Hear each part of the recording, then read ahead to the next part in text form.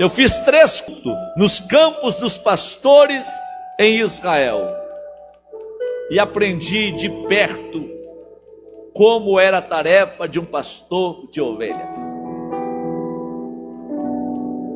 Uma menina muçulmana, uma guia, que nos levou quando eu desci do ônibus. Tinha comprado no mercado árabe em Jerusalém um cajado para trazer como recordação para o Brasil.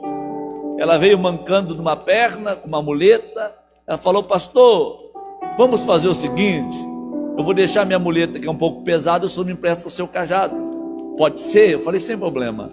Eu dei o cajado para ela, ela saiu caminhando e nos levou para o deserto da Judéia, numa caminhada de uns 100 metros abaixo da onde o ônibus nos deixara. E ela diz: olha o deserto da Judéia, isso aqui é o deserto da Judéia, Belém em cima, o deserto embaixo. Sabe o que era ser pastor de ovelhas nos dias de Davi? Não eram as ovelhas que cuidavam do pastor, era o pastor que cuidava das ovelhas. O profeta foi na casa do Jessé, pai de Davi, e não o encontrou, porque ele resolveu não viver os luxos da casa do seu pai, não viver a mordomia do seu pai, para ser pastor. E para ser pastor naquele tempo, não eram as ovelhas que cuidavam do pastor, era o pastor que abandonava todo o conforto para viver com as ovelhas. Aí a guia turística olhou para nós: quantos pastores tem na caravana? Eu falei: uns 30. Aí ela disse para nós: vocês gostam de ser cuidados pelas ovelhas, né?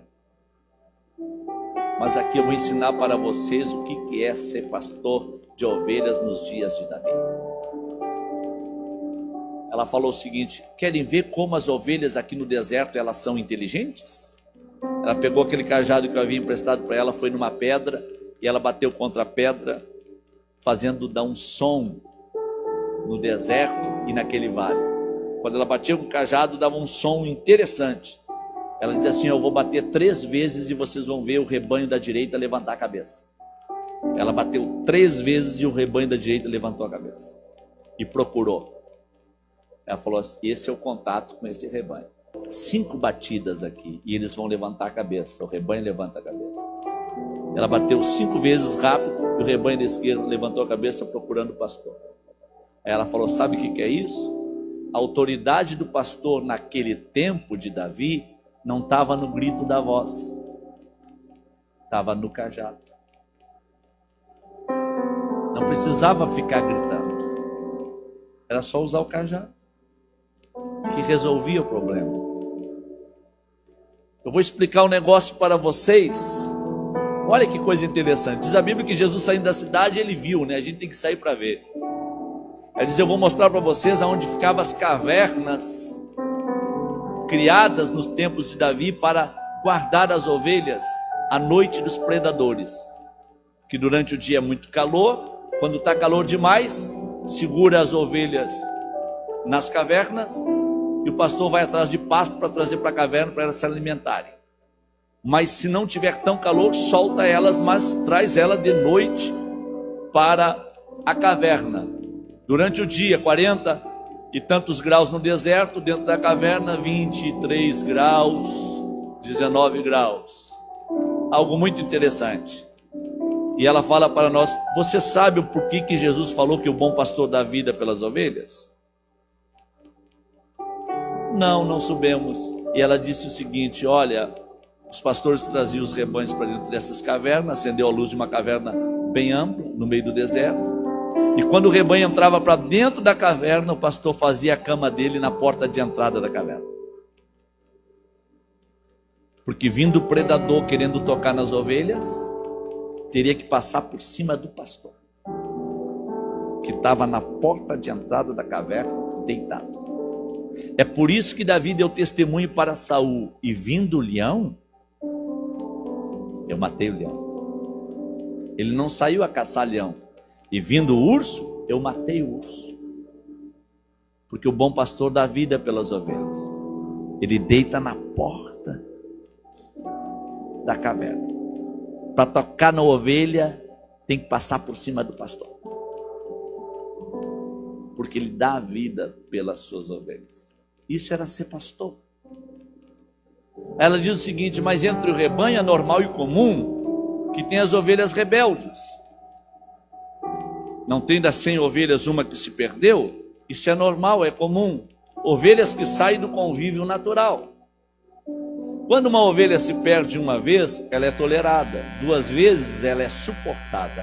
Na terceira vez que ela se perde, para não colocar todo o rebanho a perder, o pastor vai atrás dela até encontrar.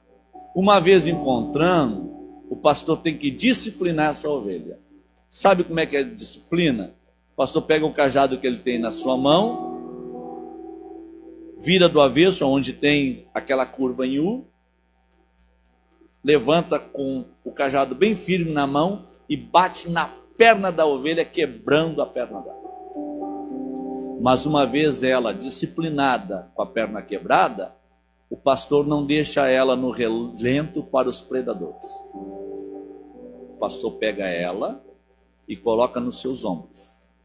E durante todo o período da restauração dela, ele carrega ela nos seus ombros. Uma vez ela restaurada da perna quebrada, o pastor solta ela no chão e ela nunca mais sai do lado do pastor. Porque o pastor disciplinou, mas carregou nos ombros.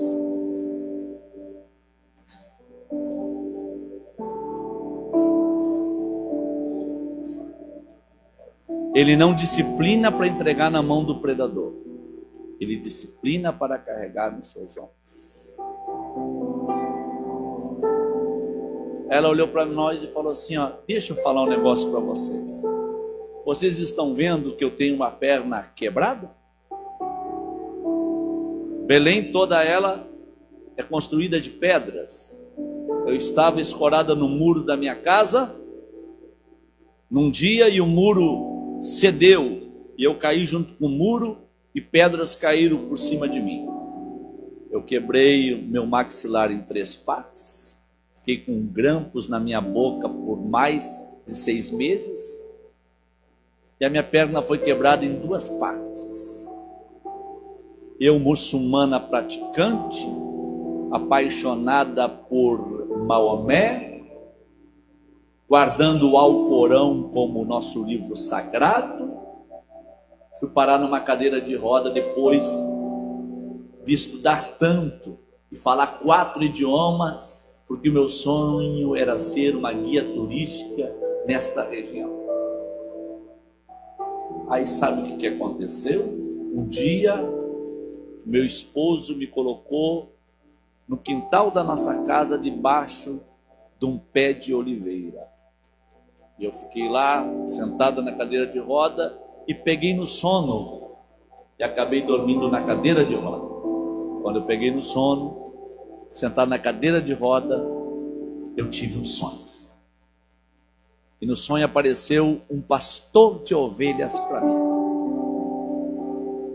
E ele falou para mim: a ovelha rebelde, eu quebro a perna. Eu te quebrei a perna. Se tu deixares, eu te carrego a partir de hoje nos meus ombros. Quando aquele pastor de ovelhas estendeu as mãos para ela, dizendo: segure na minha mão e me acompanhe, ela viu que a mão daquele pastor estava furada. E ele diz: vem comigo, me acompanhe. E quando ela se acordou do sonho, ela estava caminhando no quintal da casa dela e tinha saído da cadeira de roda. Ela disse para nós: eu abandonei o Islã, eu estou dentro de Belém da Judeia como uma missionária, apaixonada por Jesus, que crê na morte e na ressurreição de Cristo, que crê no arrebatamento da igreja, que crê no batismo com o Espírito Santo, e nós todos emocionados com aquele testemunho lindo. Eu perguntei para ela: a senhora é batizada com o Espírito Santo? Ela fala: tem uns 6 para 8 meses que Jesus me encontrou e me batizou com o Espírito Santo, e eu estou evangelizando e falando de Jesus para a comunidade muçulmana. Aonde vocês não seriam ouvidos, eu estou sendo usada por Deus para pregar a palavra, porque vale a pena aprender com o pastor Davi no campo da Judéia.